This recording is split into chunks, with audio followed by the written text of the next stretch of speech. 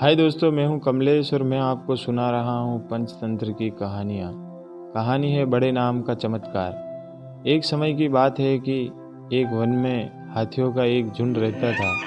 उस झुंड का सरदार चतुर्दत्त नामक एक विशाल पराक्रमी गंभीर व समझदार हाथी था। सब उसी की छत्र छाया में सुख से रहते थे। वह सबकी समस्याएं सुनता, उनका हल निकालता, छोटे बड़े सबका बराबर ख्याल रखता था। एक बार उस क्षेत्र में भयंकर सूखा पड़ा। वर्षों से पानी नहीं बरसा। सारे तालाब तलैया सूखने लगे, पेड़ पौधे सूख गए, धरती फट गई, चारों ओर हाहाकार मच गया। हर प्राणी बूंद बूंद के लिए तरसता रहा। हाथियों ने अपने सरदार से कहा, सरदार, कोई उपाय सोचिए, हम सब प्यासे मर रहे हैं, हमारे बच्चे तड़प रहे हैं। चतुर्दत्त पहले ही सारी समस्या जानता था, सबके दुख समझता था, पर उसकी समझ में नहीं आ रहा था कि क्या उपाय करे।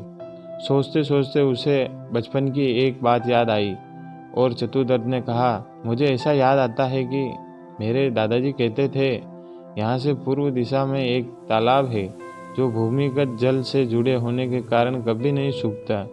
हमें वहाँ चलना चाहिए। सभी को आशा की किरण नजर आई। हाथियों का झुंड चतुर्दत्त द्वारा बताई गई दिशा की ओर चल पड़ा। बिना पानी के दिन की गर्मी में सफ़र करना कठिन था। अंधा हाथी रात को सफ़र करते। 5 रात्रि के बाद वे उस अनोखे तालाब तक पहुंच गए। सचमुच तालाब पानी से भरा था। सारे हाथियों ने खूब पानी पिया, जी भरकर तालाब में नहाए व डुबकियां लगाई। उसी क्षेत्र में खरगोशों की घनी आबादी थी। उनकी शामत आ गई। सैकड़ों खरगोश हाथियों के पैरों तले कुचले गए, उनके बिल में रौंदे गए, उनमें हाहाकार मच गया।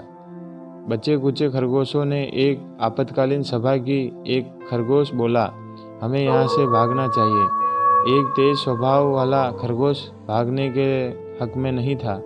उसने कहा, हमें अक्ल से काम लेना चाहिए। हाथी अंधविश्वासी होते हैं। हम उन्हें कहेंगे कि हम चंद्रवंशी है, तुम्हारे द्वारा किए गए खरगोश संहार से हमारे देव चंद्रमा रुष्ट है।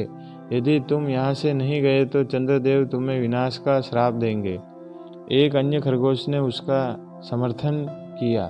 चतुर ठीक कहता है, उसकी बात हमें माननी चाहिए। लंबकर्ण खरगोश को हम अपना दूत बनाकर चतुर्दत्त के पास भेजेंगे। इस प्रस्ताव पर सब सहमत हो गए।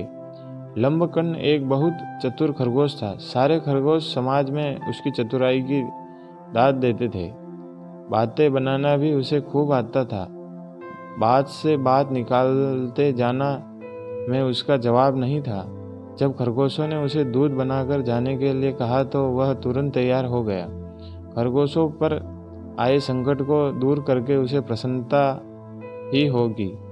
लंबकर्ण खरगोश चतुर्दत्त के पास पहुंचा और दूर से ही एक चट्टान पर चढ़कर बोला, गजनायक चंद्रदूत, मैं लंबकर्ण चंद्रमा का दूत उनका संदेश लेकर आया हूँ। चंद्रमा हमारे स्वामी है। चतुर्दत्त ने पूछा, भाई क्या संदेश लाए हो तुम? लंबकर्ण बोला, तुमने खरगोश समाज को बहुत हानि पहुंचाई है। चंद्रदेव तुमसे बहुत रुष्ट है। इससे पहले कि वह तुम्हें श्राप दे दे, तुम यहाँ से अपना झुंड लेकर चले जाओ। चतुर्दत्त को विश्वास न हुआ।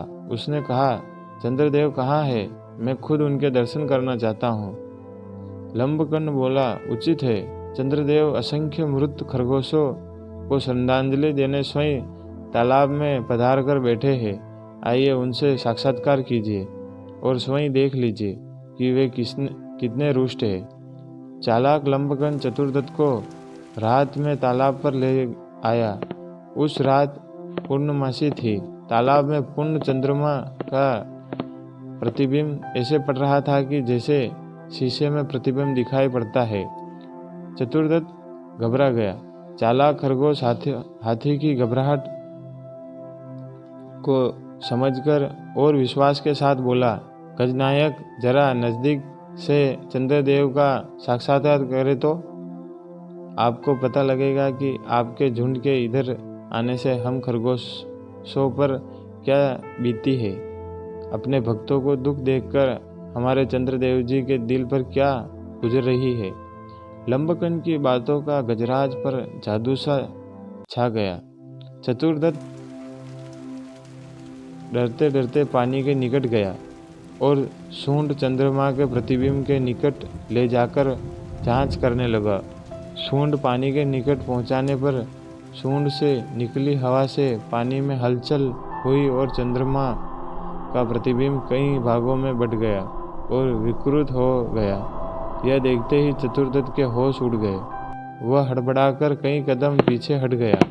लंबकन तो इसी बात की ताक रहा था कि वह चीखा, देखा, आपको देखते ही चंद्रदेव कितने रुष्ट हो गए।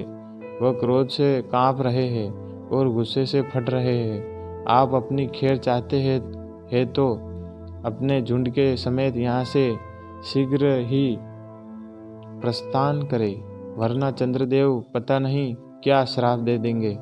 चतुर्दत्त तुरंत अपने झुंड के पास लौट आया और सबको सलाह दी कि उनका यहाँ से तुरंत प्रस्थान करना ही उचित होगा। अपने सरदार के आदेश को मानकर हाथियों का झुंड लौट गया। खरगोशों में खुशी की लहर दौड़ गई। हाथियों के जाने के कुछ ही दिन पश्चात आकाश में बादल आए, वर्षा हुई और सारा जल संकट समाप्त हो गया। हाथियों को फिर कभी उस ओर जाने की जरूरत नहीं पड़ी। सीख: चतुराई से शारीरिक रूप से बलशाली शत्रु को भी मात दी जा सकती है।